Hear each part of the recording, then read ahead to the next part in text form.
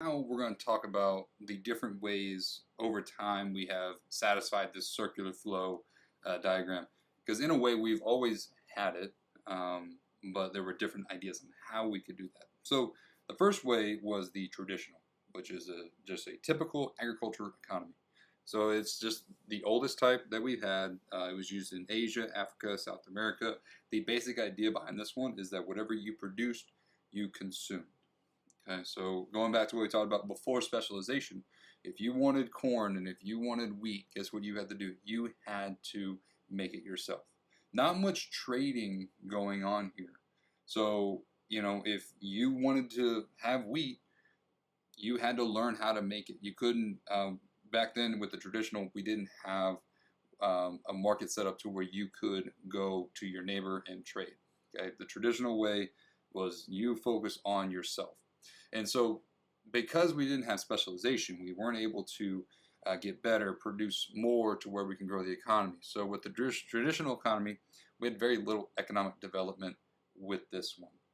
Okay, now someone came up with the idea of like, hey, what if we were to trade? Like, hey, I produce this, and then we could trade amongst each other. Now, this one person came up with this idea. So guess what? They were like, I'll make all the decisions. It's my idea. So now we have what is called a command economy. So a command economy, an economy where economic decisions are passed down from a government authority where the government owns all the resources. So that single person that switched us from a traditional economy to a command economy, they were like, hey, look, I'll make all the decisions. I just own all the resources to make this easy. All right. And then if you're going to trade with this person, you're going to trade this much. So for 1 pound of corn, it's going to be 2 pounds of wheat. Okay. I set the price. So the government is going to decide what to produce, the price to charge it, the way you're going to do it, and the wages for the workers. Okay. An example of this is Cuba and North Korea. They have more of a command economy. So the good thing about command economies is that they do provide necessities like healthcare and education for free.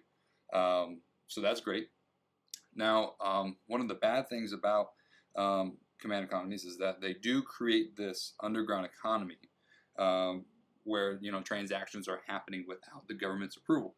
Let's think about why this is happening. Okay, we are human. We have wants that are unlimited, and this command authority government is saying, hey, I make all the decisions, and I think that no one is allowed to drink soda. All right. Now, people, maybe they don't know what soda is, or maybe they want to figure out what it is. They have a want. So, what they'll do is they go to the underground economy in order to get that. All right. So, the command economy does create this shadow economy, if you will. The shadow economy is actually very, very large. It's surprisingly large. How much transactions are done there. Another thing about command economy, like a downside to it, is that there are lower quality goods and there's no incentive to improve. So let's think about it this way. If you had a business in a command economy and you're selling shoes, right? They set the price of those shoes, right? So let's think about it. If you wanted to make some cool new shoe that in order to drive more people to buy your stuff, right? Do you get any extra benefit from that? Not really, because if you're trying to make a better shoe, higher cost, you're going to cut into your profits unless you raise your price. But under a command economy, where they set the price, you can't. You can't change your price. So you're cutting into your profits for no reason. So from a business standpoint, what do you want to do? Let's make the most profit we can. What does that mean? Lowering our costs. Lower cost, lower quality. And so other businesses start to do that as well. And what we end up with as a whole economy is just lower quality goods. And then also, let's think about it from a worker standpoint.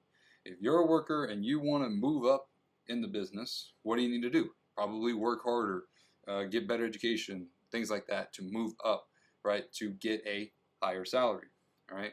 But the thing with a command economy is that they set the wages for their workers. And so there's no drive to do better for the business because you're getting paid the same wage whether you work hard or just sit around all day. So there's no incentive to do things better. Okay. The command economy is similar to like things like rent control, which we'll talk about, in the sense that rent control keeps prices the same to where the business or the landowner or the homeowner doesn't really want to improve the value of the home for the tenants, right? So we'll talk more about what price controls do. So since the command economy didn't work out for some countries, we ended up switching it around completely. We went to a more decentralized way of looking at things. So instead of centralized, where governments come together and start making decisions for everything around this town center, now we have different markets that are set up and they're making decisions for themselves, very decentralized. Now we have what is called private enterprise. Private enterprise, very simply, is you could own a business. It is yours. Okay. In our economy, it's pretty simple to set up a business. You just go to the state secretary, set up an LLC, all that, and you pay the fee, and you're good to go. Okay, you have private enterprise. So now businesses can supply goods and services based off of the demand they're getting from their consumers. So now we have a market. Okay, just like a farmer's market. If you haven't been to a farmer's market, you should go. They're fantastic. Okay, you have this interaction between the person selling and you buying. Okay, and there's different vendors that you can go to. It is a perfect example of a market economy because each has their own deal, right? And there's not really a government authority set up that's really controlling the thing. Okay, so basically, if you wanted to sell a better product than the person next to you, you can. If you wanted to charge a higher price for your better product, you can. Person's income and person's benefit from doing whatever they're doing is based off of their ability to convert resources in what the society values. Okay, so that's great. You actually get incentive to do better because the better you do, the more money you're going to earn. Now, the thing with the market economy is that it's opposite, right, of command economy, is that there's no government authority there. So now what we can do is have a business and control everything about that business, such as paying lower wages or charging higher prices, like pricing out the market to where you're the only one. And so this can result in monopolies. Now monopolies, we do have some monopolies, such as an electric company. We only need one electric company for your city. That is government controlled to an extent. But monopolies in general, because they charge the higher prices or have the chance of lower, worse working conditions, this is some issues with that.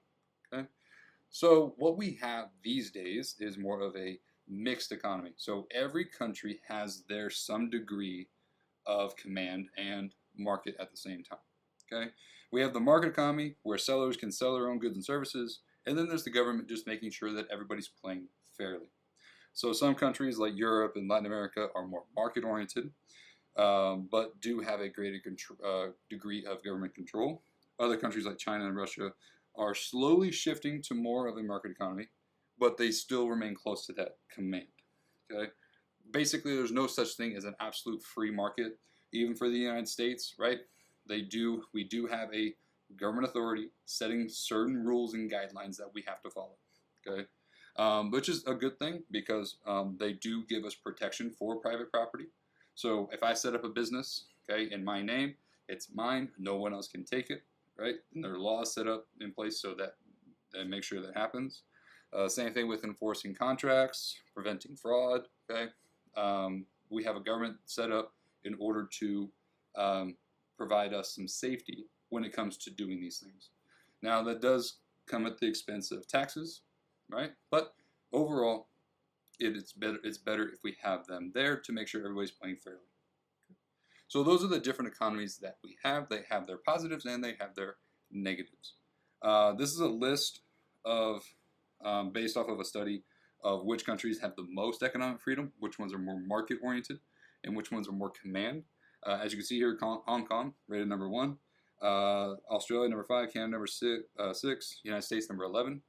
And then all the way on the command side, you obviously see Cuba and North Korea as being the least economic freedom, most command. Okay. Now, since we're talking about different countries here, let's talk quickly about the rise of globalization. So with technology, we were able to access goods from other countries a lot easier. So we see this trend in buying and selling in markets across national borders. So that's why we have a lot more exporting and importing now. Again, exports are where you're buying things from another country and they sell it abroad. So they sell it out, right? The goods are exiting. And then you buying it, you're bringing the goods in. So those are the imports. Globalization has been great in terms of expanding cultural, political, and economic connections between international trade. However, there has been some pushback against globalization because of loss of jobs, loss of political sovereignty, and increased economic inequality.